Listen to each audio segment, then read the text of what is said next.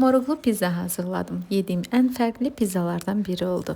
Xəmirimi balata ilə hazırlamışdım. Soyuq fermentasiya olmuş xəmirimi kündələrə ayırıb biraz da otaq temperaturunda mayalandırdım. Üzəri üçün parmezan pendiri ilə limon ətirli çipslər hazırladım. Rəndələyib mikrodalğalı sobada əriyib quruyana qədər saxladım. Moruğu sapından ayırıb əzdim. Əzilərkən yaranan o təravətli qoxunu necə təxmin edə bilirsiniz. Mayalanmış xəmiri yapışmasın deyə manna yarmasından istifadə edərək kənarları qalın olmaqla xəmiri əlimlə incə yaydım. Xəmirin üzərinə pesto sosu çəkib, stracciatella pendiri və digər ərzaqları əlavə etdim.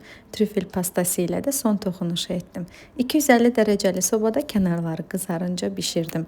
Dadını bilmirəm ki, sizə necə izah edim. Siz olsanız, restoran menyusunda rastlaşıb bu pizzanı sınamaq üçün seçərdinizmi?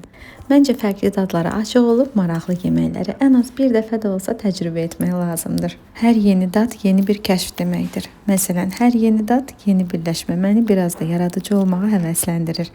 Hazırlayan hər kəsə nuş olsun.